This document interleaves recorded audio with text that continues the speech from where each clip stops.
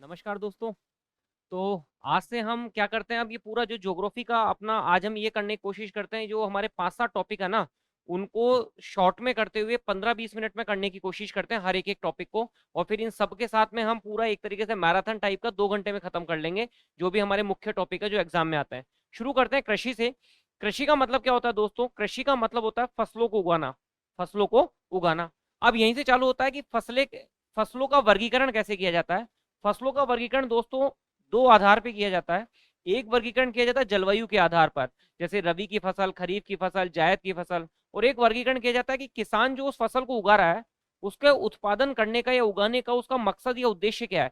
यानी उत्पादन के उद्देश्य के आधार पे, जिसके आधार पे हम कहते हैं खाद्य फसलें और अखाद्य फसलें। ये जो मैंने जलवायु के आधार पर आप लोगों को बताया, रबी और खरीफ की फसल, तो दोस्तों उसको हम समझने की कोशिश करते हैं इस कंपैरेटिव चार्ट के द्वारा। इसको आप याद रखेंगे। रै का मतलब होता है दोस्तों रबी, और रै का मतलब होता है दोस्तों रजाई। यानी आप मुझे ये बताएं कि आप रजाई कौन से सीजन में ओढ़ते हैं? वर्तमान में ओढ़ते हैं ना। वर्तमान समय जो दिसंबर जनवरी चल रहा है, तो रजाई रजाई के मौसम में रबी की फसल होती है। बस इतने से मेरे को पूरा आइडिया लग जाता है। हमारे आप ये बताएं, यानी रबी की फसल कब होती है? रजाई के मौसम में होती है। रजाई का मौसम कब शुरू होता है दोस्तों? अक्टूबर नवंबर से भारत में शुरू होता है। यानी रबी की फसलों की जो बुआई है वो अक्टूबर नवंबर के महीने में की जाती है। और इसमें आप 4 महीने ऐड कर दीजिए। 4 महीने आप ऐड कर देंगे तो मार्च अप्रैल आ जाएगा। तो मार्च अप्रैल में इनकी कटाई हो जाती है। तो बुआई और कटाई सीजन मुझे रबी की फसल का पता चल जाता है। अब दोस्तों अगर रजाई आप ओढ़ रहे तो उस समय हमारे देश में क्या होगी? शीत ऋतु होगी, ठंड होगी। इसका मतलब ये हुआ कि यह पौधा मूल रूप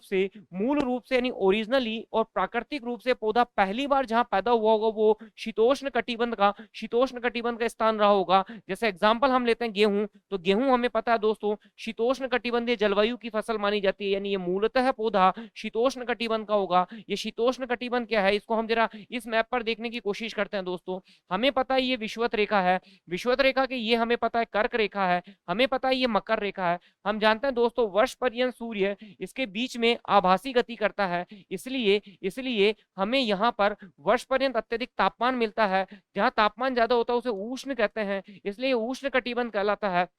इसके ऊपर का भाग जहाँ तापमान तुलनात्मक रूप से ज्यादा होता है या गर्मी थोड़ी कम पड़ती है, उसे उप उष्ण कहते हैं। उप का मतलब दोस्तों कब कम होता है, जैसे कलेक्टर से थोड़ा कम उप कलेक्टर कहलाता है, उप जिला कलेक्टर कहलाते हैं। तो ये हो गया उपोष्ण कटिबंध। यहां तक मेरे साथ होंगे। लेकिन जिन जिन जिन देशों में दोस्तों तुलनात्मक रूप से ठंड के महीने ज्यादा होते हैं वो शीतोष्ण कटिबंध कहलाते हैं, शीतोष्ण कटिबंध कहलाता है। हमें ये पता है कि मध्य एशिया कुछ यहाँ पर है, मध्य एशिया कुछ यहाँ पर है। तो आप बताएं, जो मध्य एशिया के अंदर मूल रूप से पौधा पहली बार उगेगा गेहूं का, इसलिए गेहूं का पौधा शीतोष्ण कटिबंधीय जलवायु का पौधा कहलाता है। जबकि आपको पता है कपास, गन्ना, चावल ये भारतीय उपमहाद्वीप के पौधे थे मूल रूप से। तो भारतीय उपमहाद्वीप कहाँ आता है दोस्तों? अगर मैं भारत की तुलना करूं तो भारत कुछ ऐसा आएगा। तो ये वाला क्षेत्र कौन सा हुआ दोस्तों? ये हुआ उपोष्ण कटिबंध का क्षेत्र, उष्ण कटिबंध का क्षेत्र। इसलिए जो फसलें भारतीय मूल में बोई जाएगी कौन सी होगी? उष्ण या उपोष्ण कटिबंधीय फसलें होगी। बात समझ में आ गई होगी। फटाफट देखिए, र का मतलब है रबी, र का मतलब है रजाई। रजाई ठंडी के मौसम में उड़ते हैं। शीत ऋतु, शीत ऋतु का मतलब भारत में जो पौधा सर्दी में उगाए जा रहे हैं, मूल रूप से पौधा पहली बार कहाँ उगा होगा? ये शीतोष्ण कटिबंध में उगा होगा। इसलिए ये कौन सी जलवायु का पौधा होगा? मूलतः यानी ओरिजिनली शीतोष्ण कटिबंधीय जलवायु का। अब यहाँ से कंपेरिजन कीजिए, भारत में अगर सर्दी है तो तापमान कितने से कम मिलेगा? 20 डिग्री सेल्सियस से कम मिलेगा। तो ये तापमान 20 डिग्री सेल्सियस से कम होता है रबी की फसलों का। और आपको पता है भारत में वर्षा शीत ऋतु में नहीं अपितु ग्रीष्म ऋतु में मानसून में होती है। ग्रीष्म ऋतु में मानसून में होती है, तब खरीफ की फसल होती है। तो शीत ऋतु में तब बारिश कम होती है, इसलिए रेनफॉल, बारिश की मात्रा 100 सेंटीमीटर से कम मिलेगी। और आपको पता है शीत ऋतु में हमारे यहाँ मावट और पश्चिमी विक्षोभ से बारिश होती है। आपने देखा होगा 5 दिन पहले जो हुई वो मावट या पश्चिमी विक्षोभ, ये क्या होता है आप जलवायु में पढ़ेंगे। यहाँ तक की बात समझ के अब इसके उदाहरण देखो तो मैं गेहूं और वो जो होगा। अब मैं खरीफ पे आता हूँ। तो ये शीत ऋतु में होता है। खरीफ कब होगा दोस्तों? ग्रीष्म ऋतु में। ग्रीष्म ऋतु के समय हमारे यहाँ क्या होता है? जून जुलाई के मौसम जब चालू होता है मानसून। तो जो मानसून में अगर हमारे गर्मी में कोई पौधा उत्पन्न हो रहा है तो मूल रूप से वो पौधा कौन सी जलवायु का पौधा रहा होगा? उष्ण या उपोष्ण कटिबंधीय जलवायु का पौधा रहा होगा। पहली बार ये वहीं उगा होगा। और आपको पता है गर्मियों के दिनों में हमारे यहाँ तापमान ज्यादा होता है, 20 से 25 डिग्री सेल्सियस से ज्यादा तापमान होता है। रेनफॉल, वर्षा की मात्रा आपको पता है भारत में वर्षा का औसत 115 सेंटीमीटर है। तो यानी ऐसी फसलें जो खरीफ के मौसम में हो रही है उनको पानी ज्यादा चाहिए होता है। कितने से ज्यादा चाहिए होता है दोस्तों? रेनफॉल 100 सेंटीमीटर से ज्यादा होता है। इनकी बुआई कब होती है? आपको पता है जून के महीने महीने में, जून के महीने में मानसून केरल में 1 जून से चालू होता है और मध्य जुलाई तक 15 जुलाई तक मध्य भारत तक आ जाता है।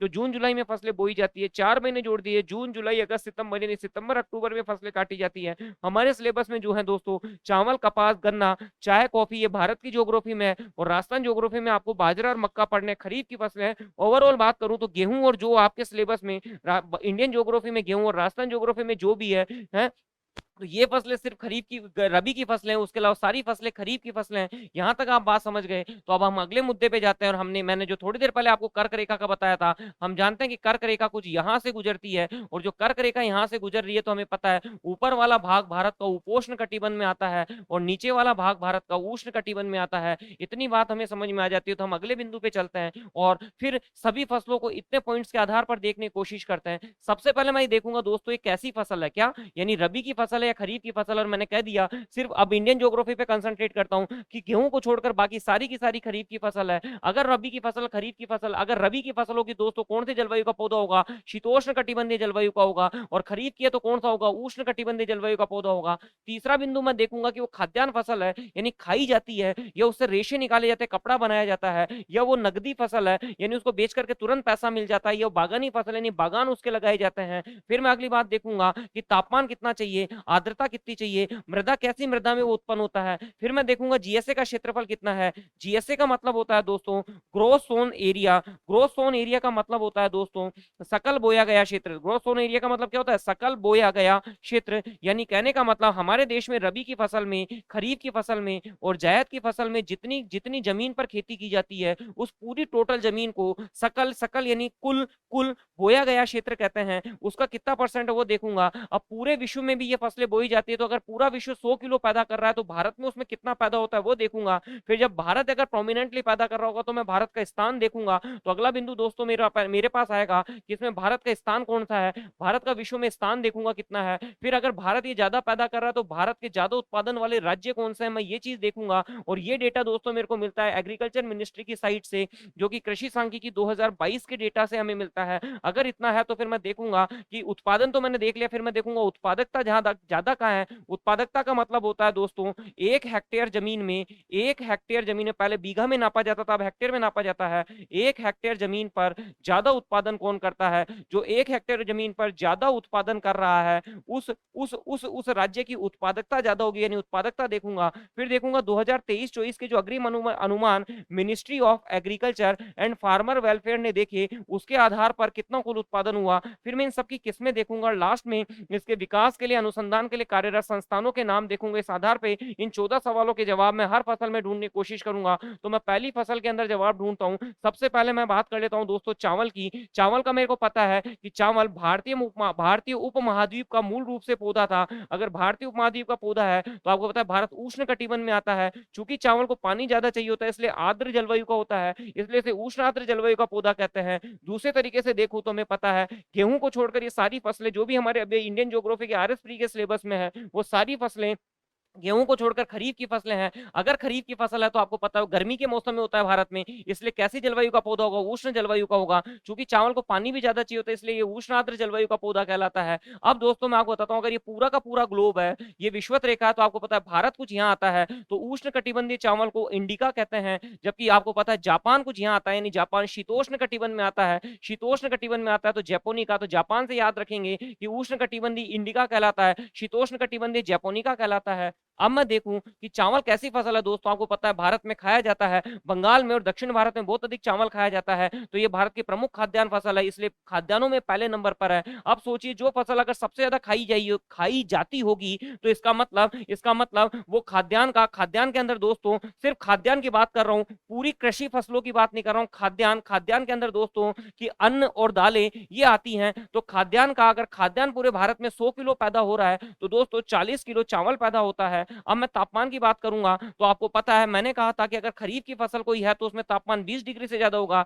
मैंने याद रखता हूँ दोस्तों 6 से 24 डिग्री सेल्सियस इसको तापमान चाहिए, मोटा मोटा याद रखेंगे, 2 कम 2 ज्यादा। आर्द्रता की बात करूं तो जो फसलें खरीफ की फसल होती है दोस्तों, जो फसल खरीफ की फसल होती है, खरीफ की फसल को 100 सेंटीमीटर से ज्यादा पानी चाहिए होता है, चावल की फसल को 100 से 150 सेंटीमीटर पानी चाहिए। अगली बात क्या होती है दोस्तों, जब आप चावल की रुपाई कर रहे होते हो, रोपण खेती कर रहे होते हो, तो आप लोगों के लिए मुख्य बात यह होती है कि चावल के अंदर पानी पानी जमीन के अंदर होना चाहिए, यानी 75 से 80 दिन तक पानी, 75 दिन तक 25 सेंटीमीटर 20 से 30 सेंटीमीटर पानी का भराव होना चाहिए, पानी भरा हुआ होना चाहिए, वाटर लॉक्ड होना चाहिए। मृदा की बात करूं तो दोस्तों बहुत आसान है इसको याद रखना, जैसे चावल जैसे चिकनी मिट्टी चीका मिट्टी, ये चिकनी मिट्टी और चीका मिट्टी में होती है, क्या होती है थोड़ी देर में अभी मैं आपको बताता हूँ। जीएसए का परसेंट, अगर भारत में रबी खरीफ और जायद के मौसम में 100 हेक्टेयर जमीन में खेती हो रही है तो 24 हेक्टेयर जमीन 24% यानी 24 हेक्टेयर जमीन पर चावल की खेती होती है। ये भी आसान है, फटाफट देखिए, जैसे चावल जैसे 24 डिग्री सेल्सियस, जैसे चिकनी मिट्टी जैसे 24% जीएसए का, और विश्व के कुल चावल उत्पादन का 21% दोस्तों भारत पैदा करता है। कितना परसेंट भारत पैदा करता है? भारत 21%। अगले सवाल का मैं जवाब ढूंढूंगा, इस पे मैं बाद में आता हूं। पहले इधर देखिए दोस्तों, विश्व में भारत का स्थान, बस दोस्तों 2 कै को हटा दो, 1 कै का मतलब है कपास, 1 कै का मतलब है कपास और 1 कै का मतलब है कॉफी। इन दो फसलों को छोड़ दीजिए, बाकी सारी फसलों के उत्पादन में भारत और चीन की तुलना होगी और सभी में भारत दूसरे नंबर पे मिलेगा, लेकिन कपास में भारत पहले नंबर पे मिलेगा। और कॉफी लिखूंगा तो दोस्तों लास्ट में एफ आ रहा है। कॉफी के उत्पादन में नए डेटा जो दिसंबर 2023 में है उसके अनुसार भारत छठे नंबर पर है। ABCDEF में एफ छठे नंबर पर आता है। ऐसे आप करेंगे तो कॉफी याद रखेंगे, 2 फसलें छोड़कर बाकी सभी के उत्पादन में। तो यहाँ याद रखेंगे जैसे चावल जैसे चीन फर्स्ट नंबर पर है, सेकंड पे भारत है। आप सब में देख लीजिए चीन भारत, गेहूं में भी चीन भारत। यहाँ कॉफी में थोड़ा अलग है, ब्राजील फर्स्ट आ जाएगा। ये हम कॉफी के अंदर ये वाली बात करेंगे, गन्ना के अंदर ये वाली बात करेंगे। अभी इधर आते हैं, भारत के प्रमुख उत्पादक राज्यों की बात करते हैं। इसको मैं अभी आपको मैप पे बताता हूँ कि भारत के पहले जो प्रमुख उत्पादक राज्य था वो पश्चिम बंगाल था, अब वो तेलंगाना हो गया है। और लास्ट में अभी मैं इनको बताता हूँ, और उत्पादकता को भी अभी मैं आपको बताता हूँ। कुल उत्पादन की बात करूँ तो भारत के अंदर कुल उत्पादन हुआ वो था 136 मिलियन टन। मैं याद रखूंगा, चावल 36 136 मिलियन टन। और अगर किस्मों की बात करूँ तो आप पहले नदियों के नाम याद रखिए दोस्तों। मुझे पता है साबरमती माही, इधर अगर भारत में मैं देखूं तो साबरमती माही, नीचे की तरफ आऊं तो कृष्णा कावेरी नदी मिलती है। इसको आप जया को याद रखेंगे, जया बोनी किस्म है दोस्तों, बोनी किस्म है। फिर अगले नाम में राइस से याद रख सकता हूं। आर का मतलब हो गया दोस्तों रत्ना, आई का मतलब हो गया IR8 यानी इंडियन राइस 8, और सी का मतलब हो गया दोस्तों चौक, ये चका नहीं है ये चौक है, तो रत्ना IR8 चौक ये। और फिर मैं याद रखता हूं दोस्तों कैक, कैक का मतलब हो गया दोस्तों के से करुणा है, के से कामिनी है, करुणा कामिनी। ए का मतलब है आला जीरा, आपको पता है मारवाड़ी में जहां कपड़े रखते हैं उस अलमारी को आड़ा बोलते हैं, तो आड़ा जीरा, आला जीरा। और गोविंद भोग तो कामिनी, करुणा, आला जीरा, गोविंद भोग, ये किस्में हो गई। और चावल के अनुसंधान के लिए 2 संस्था काम कर रहे हैं, एक तो कर रहे हैं कटक में, एक है हैदराबाद में। दोनों में सब कॉमन है, एक जगह लिखा हुआ केंद्रीय और एक जगह लिखा हुआ दोस्तों भारतीय। तो जब कैसे चालू होता है केंद्रीय, तो केंद्रीय वाला कैसे कटक में है और जो भारतीय वाला है वो हैदराबाद में। इस तरह से हम चावल देखते हैं। मैं चावल के उत्पादक और उत्पादकता की बात करता हूं तो दोस्तों देखिए, अगर मैं चावल लिखूंगा तो कुछ इस तरह से लिखूंगा।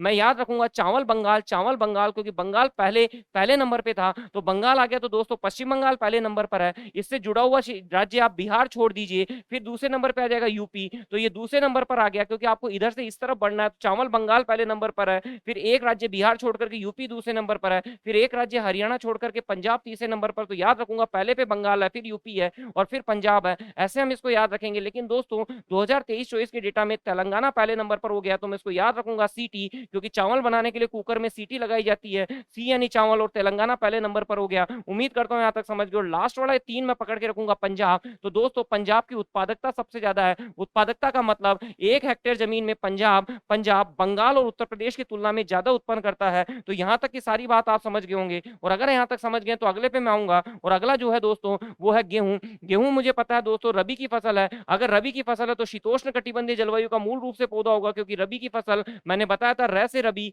रै से रजाई, रजाई के मौसम में होता है। और ये भारत का दूसरा प्रमुख खाद्यान्न फसल है। पहला कौन सा था? चावल था। ये दूसरा प्रमुख खाद्यान्न फसल है। तो अगर ये सर्दी की ऋतु में हो रहा है तो दोस्तों मुझे पता है कि गेहूं को बोते समय 10 डिग्री सेल्सियस, बढ़ते समय 15 डिग्री सेल्सियस और पकते समय 20 डिग्री सेल्सियस तापमान की जरूरत होती है। अगली बात क्या है, गेहूं में 100 दिन तक पाला रहित दिन होने चाहिए। तो 100 पाला रहित दिनों की, क्योंकि अगर पाला ज्यादा पड़ा, पाला रहित यानी पाला नहीं पड़ना चाहिए। और रेनफॉल की बात करूं दोस्तों, अगर रबी की फसल है तो हमें पता है रेनफॉल 100 सेंटीमीटर से कम होगा, क्योंकि सर्दियों में हमारे यहाँ बारिश नहीं होती है। तो पानी की मात्रा इसमें 50 से 80 सेंटीमीटर 100 से कम चाहिए, 100 से कम चाहिए। और यही मैं पकड़ूंगा दोस्तों एक चीज, 100 सेंटीमीटर समवर्षा रेखा, 100 सेंटीमीटर समवर्षा रेखा, 100 सेंटीमीटर से इस तरफ दोस्तों गेहूं होता है और 100 सेंटीमीटर वर्षा के इस तरफ दोस्तों चावल होता है। अभी मैं मैप में आपको दिखाता हूँ। और ये बलुई दोमट में होता है चावल, चिकनी मिट्टी में चय में होता है। यहाँ तक कि आप बात समझ गए। तो आगे देखिए दोस्तों, मैंने कहा एक होती है बलुई मिट्टी। बलुई मिट्टी का मतलब होता है दोस्तों जिसमें मिट्टी के कणों का आकार बड़ा होता है उसे बलुई मिट्टी कहते हैं। एक होता है चिकनी मिट्टी जो चावल में था,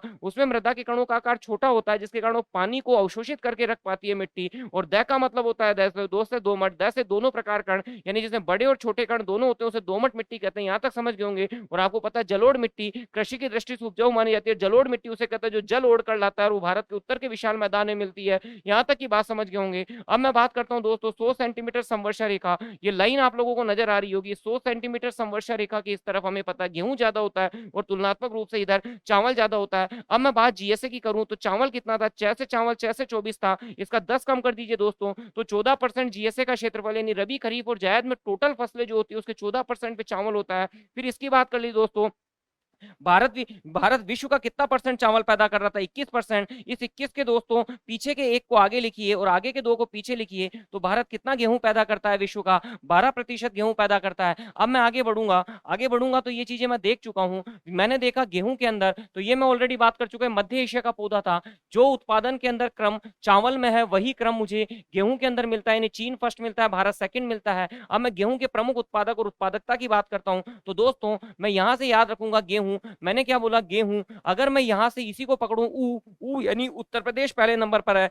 चावल में कैसे पकड़ा था, चावल बंगाल, ऊ में कैसे पकड़ूंगा, ऊ यानी ऊ उत्तर प्रदेश पहले नंबर पर है। और मैं गेहूं को लिखने की कोशिश करूंगा तो दोस्तों मैं गेहूं कुछ इस तरह से लिखूंगा तो आप पकड़ गए यूपी पहले नंबर पर है, एमपी दूसरे नंबर पर है और पंजाब तीसरे नंबर पर। और ये जो तीसरे नंबर वाला पंजाब है दोस्तों, ये तीसरे नंबर वाला पंजाब ही दोस्तों उत्पादकता में फर्स्ट है। उत्पादकता में फर्स्ट का मतलब 1 बीघा में पंजाब इन दोनों की तुलना में ज्यादा पैदा करता है। तो मैं गेहूं लिखूंगा और दोनों जुड़े हुए राज्य यूपी और एमपी पकड़ लूंगा, पहला और दूसरा नंबर, और तीसरे नंबर पर मुझे पंजाब मिल जाएगा। अब मैं कुल उत्पादन की बात करूंगा, उत्पादकता की बात हो गई है, मैं गेहूं की बोरी याद रखूंगा, बोरी 112 मिलियन टन, क्योंकि चावल की तुलना में कम होगा क्योंकि ये दूसरे नंबर का प्रमुख खाद्यान्न है, पहला खाद्यान्न है। अब मैं इसकी किस्में याद रखूंगा तो दोस्तों मैं गेम्स से याद रख सकता हूं। आजकल आप देखते हो कि हर किसी के लिए भाई कितना भी गेम कर लो, किसी के खिलाफ कितनी भी साजिश कर लो, कर खाने के लिए रोटी खाने के लिए कर रहे हो, सारा गेम रोटी के लिए नहीं गेहूं के लिए चल रहा है। गेहूं के लिए चल रहा है गेम्स। जी यानी गिरिजा, ए यानी अर्जुन, एम यानी मालविया, एस यानी सोनालिका। ये दोस्तों गेहूं की सोनालिका बोनी किस्म है, जबकि चावल की बोनी किस्म जया थी। फिर मैं याद रखूंगा सोना, तो दोस्तों जहां भी सोना नाम मिले, कल्याण सोना, मक्सिन सोना, शरबती सोना, ये सोने वाले सारे के सारे यानी गेम्स और सोना, सारा गेम रोटी के लिए और सोने के लिए हो रहा है। और रोटी कैसी होनी चाहिए, कड़क होनी चाहिए, कड़क। तो गेम्स सोना कड़क, ऐसे मैं याद रखूंगा कड़क। सी यानी सी का मतलब दोस्तों चंबल, सी का मतलब है चंबल, डी का मतलब है दुर्गापुरा, के का मतलब है खर्चिया, ये सारे के, और कोहिनूर, खर्चिया और कोहिनूर, ये सारी गेहूं की किस्में हैं। आगे चलता हूं दोस्तों, राजस्थान में राज आ गया। राज से मैं याद रखूंगा 376, 821, 911, यानी कुछ शगुन के रेट्स चल रही है ये एक तरीके से। 376, 821, 911, 1114, 3070, 3070, 3077, ये सारे के सारे ये हैं। नाबी एमजी आपसे पिछले 2023 में पूछा गया, इसको याद रखेंगे। नाबी एमजी जी गेहूं की किस्म है। डीडीडब्ल्यू और डीबीडब्ल्यू, तो दोस्तों इन दोनों में हम देखें तो यहाँ डी है और यहाँ बी है। बी वाले में बीमारी नहीं होती, यानी ये रोग प्रतिरोधक किस्म डीबीडब्ल्यू गेहूं की। और डीडीडब्ल्यू डी, ये यहाँ डी है, डी का मतलब डोले शोले बनाने, यानी यहाँ प्रोटीन की मात्रा डीडीडब्ल्यू में ज्यादा होती है।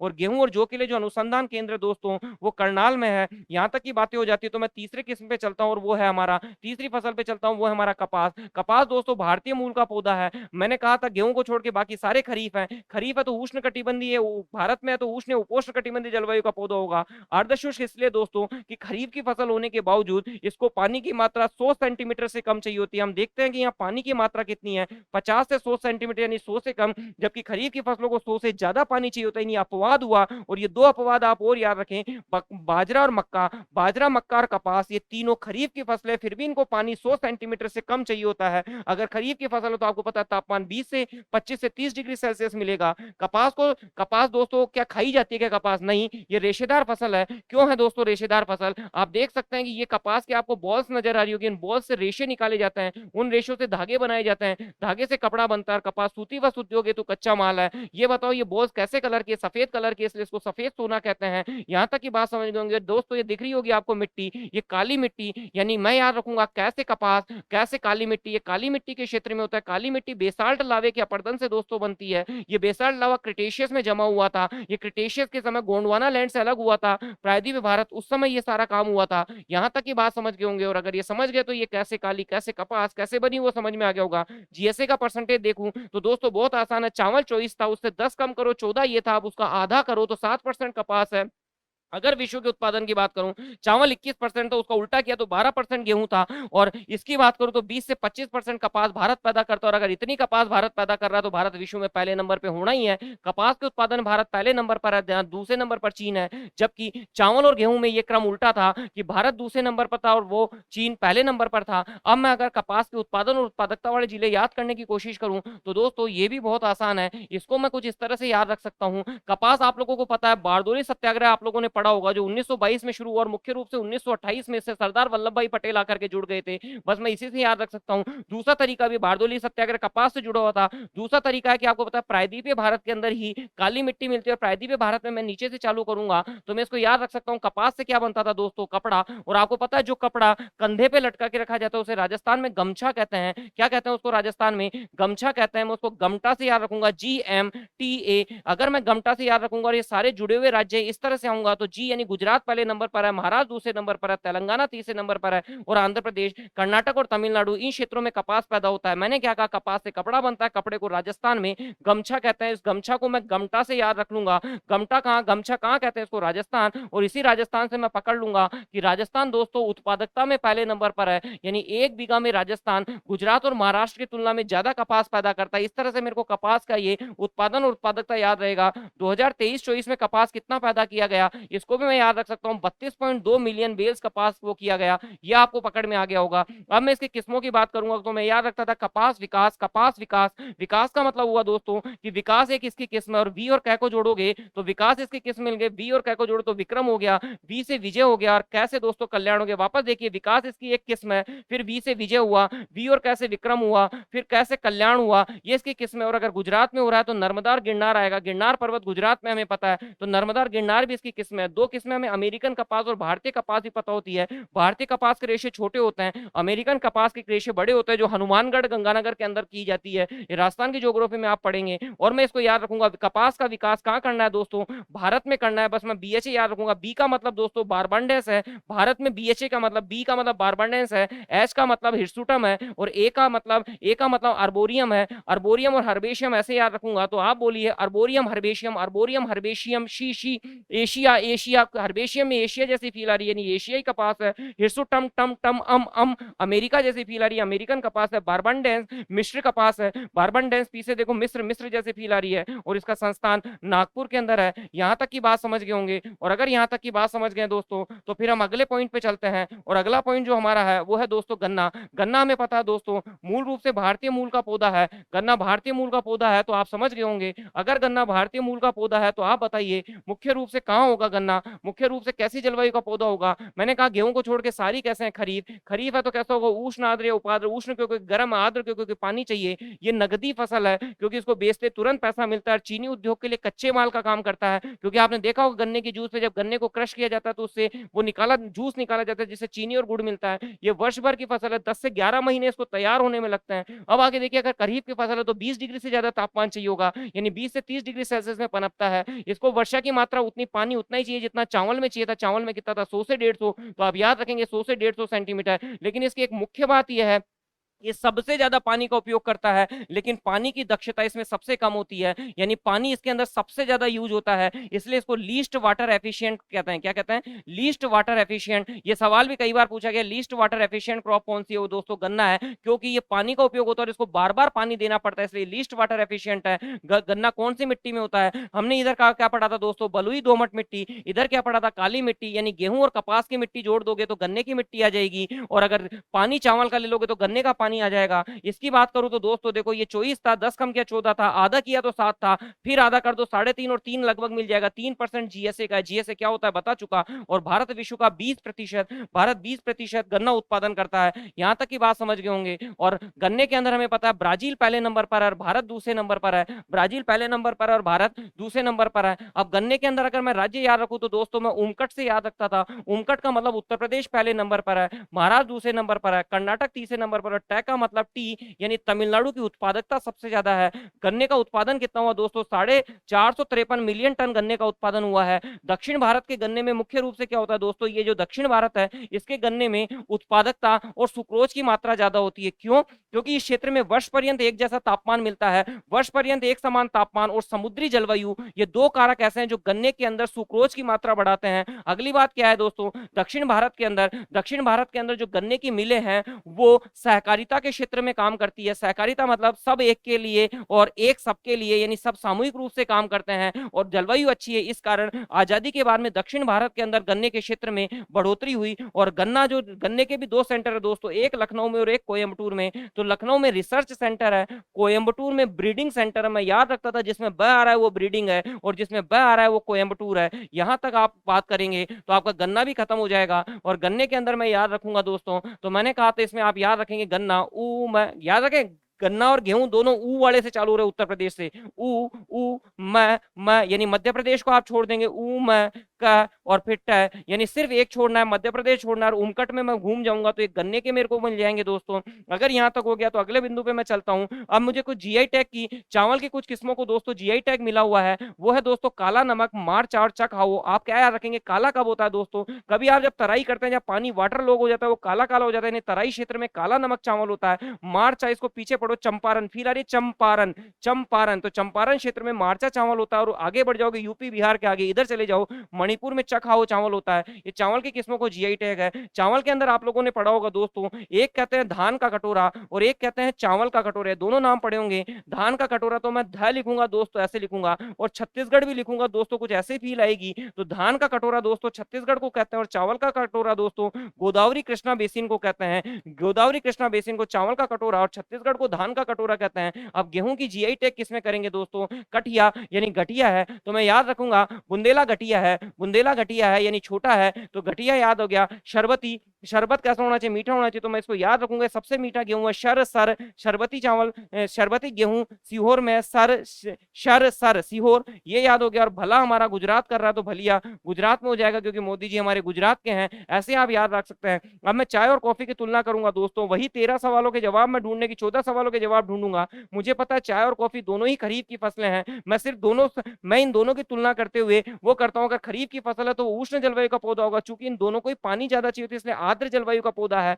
पानी कितना चाहिए इनको, 150 से 250 सेंटीमीटर, जितनी 6 फसलें पड़ी उनमें सबसे ज्यादा पानी इनको चाहिए। देखो इधर भी 150 से 250 सेंटीमीटर कॉफी को चाहिए। यहाँ तापमान कितना होता है दोस्तों, 20 से 30 डिग्री सेल्सियस, 20 से 30 डिग्री सेल्सियस चाय के क्षेत्र में है। और कॉफी के लिए क्या है दोस्तों, 20 से 25 डिग्री सेल्सियस। कैसे याद रख सकते हो, कॉफी तो कोल्ड भी होती है, कोल्ड कॉफी, यानी इसमें 20 से 25 और इसमें 20 से 30, 25 से 30 कर सकते हैं आप यहाँ 25 से 30 कर सकते हैं, ऐसे याद रखेंगे। हमें पता है दोनों ही बागानी और रोपण खेती के उदाहरण है, तो बागानी क्योंकि इनको रोपा जाता है, कलमों को रोपा जाता है, इसकी बागानी रोपण खेती के उदाहरण है। दोनों ही उष्ण आर्द्र जलवायु के हैं। हमें पता है चाय उपोष्ण आर्द्र जलवायु भी कहलाता है, क्योंकि दोस्तों अगर मैं देखूं तो ये कर्क रेखा यहाँ है, चाय का प्रमुख क्षेत्र यह है, कॉफी का क्षेत्र यह है, तो ये वाला क्षेत्र कर्क रेखा के नीचे, इसलिए कौन से कटिबंध में आएगा, उष्ण कटिबंध में, इसलिए कॉफी उष्ण आर्द्र है, जबकि चाय उपोष्ण आर्द्र और उष्ण आर्द्र दोनों है। उष्ण क्यों है, आर्द्र क्यों है, वो मैंने बताया आप लोगों को। और ये दोनों ही लेटेराइट मिट्टी में होते हैं, तो मैं याद रखता था चाय कॉफी लेटेराइट, चाय कॉफी लेटेराइट, चाय कॉफी लेकर आई, चाय कॉफी लेकर आई, ऐसे आप करोगे तो याद रहेगा लेटेराइट मिट्टी में होती है ये।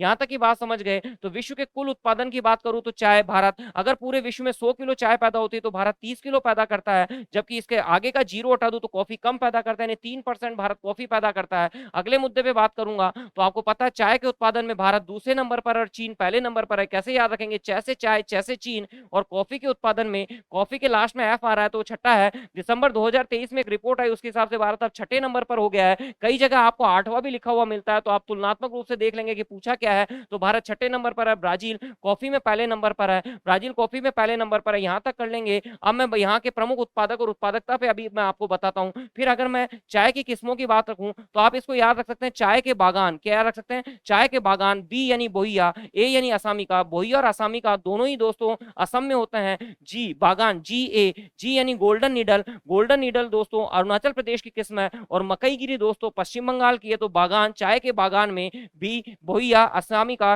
गोल्डन नीडल अरुणाचल प्रदेश में, और मैं मकई गिरी पश्चिम बंगाल की चाय है। इधर की अगर मैं बात करूं तो आपको पता है कॉफी को पीते हैं लार आ जाती है। लार का मतलब हो गया दोस्तों लाइबेरी का, ये लाइबेरिया नहीं है, लाइबेरी का, अरेबिका और रोबस्टा। और भारत जो सबसे ज्यादा करता है वो रोबस्टा किस्म का करता है, अरेबिका भी करता है लेकिन ज्यादा भारत रोबस्टा करता है। यहां तक समझ गए। संस्थान की बात करूं तो चाय का संस्थान जोरहट में जो अनुसंधान करता है, और बोर्ड बंगाल में। कैसे याद रखूंगा, बैसे बोर्ड, बैसे बंगाल, और जोरहट में क्या हो गया चाय। इधर बात करूंगा तो कॉफी बोर्ड का है दोस्तों बेंगलोर में, लेकिन कॉफी का अनुसंधान केंद्र कहाँ है, बालेहन्नूर। बालेहन्नूर में अनुसंधान है और बेंगलोर में बोर्ड है। अगर मैं इसमें उत्पादन और उत्पादकता को देखने की कोशिश करूं दोस्तों, ये लेटेराइट मिट्टी आप लोग देख लो इस तरह से होती है। जब क्या होता है, बहुत अधिक तापमान होता है या बहुत अधिक आर्द्रता होती है, तो दोस्तों एक प्रोसेस होता है, उसे लीचिंग कहते हैं। लीचिंग के कारण क्या होता है, ऊपर से सिलिका हट जाता है, तो इसके अंदर लोहे और चूने के कण बचे रहते हैं। इसे लेटेराइट मिट्टी कहते हैं। फोटो से समझ में आ गया होगा। अब अगर मैं चाय के क्षेत्र देखूं तो हमें पता है दोस्तों चाय का प्रमुख क्षेत्र दार्जिलिंग में होता है। दार्जिलिंग शिवालिक का भाग है, तो मैं इसको याद रखता था। अब पी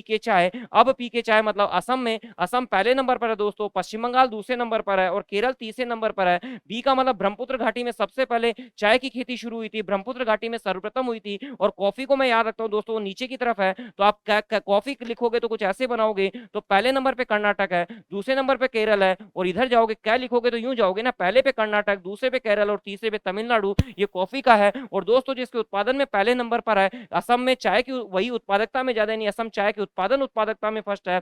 और कर्नाटक कॉफी के उत्पादन उत्पादकता में फर्स्ट है। कॉफी को मैं ऐसे याद रखूंगा दोस्तों, कॉफी कैसे चालू हो रहा है, नहीं कर्नाटक से चालू होगा, ये कर्नाटक से चालू होगा। और फै का मतलब होता है दोस्तों फेजेंडा। वर्ल्ड ज्योग्राफी में आप पढ़ते हो कि कॉफी के बागानों को फेजेंडा कहा जाता है। अगर आप यहां तक समझ चुके हैं तो अब मैं लास्ट बात करता हूं कॉफी का उत्पादन और चाय का उत्पादन कितना हुआ। चाय का उत्पादन दोस्तों 1.4 मिलियन टन है। आगे का एक हटा दीजिए तो लगभग 0.4 मिलियन टन हमारे यहाँ कॉफी का उत्पादन होता है। इस तरह से आपको पूरे के पूरे ये सारे डेटा याद हो गए होंगे दोस्तों। तो हमने लगभग 30 मिनट के अंदर पूरा एग्रीकल्चर को समअप करने की कोशिश करी। उम्मीद करता हूँ आपको ये तरीका और ये सब चीजें बहुत जोरदार और पसंद आई होगी। आप इन सब वीडियोस को, इन क्लासों को मैक्सिमम से मैक्सिमम लोगों के साथ शेयर कीजिए। Thank you so much.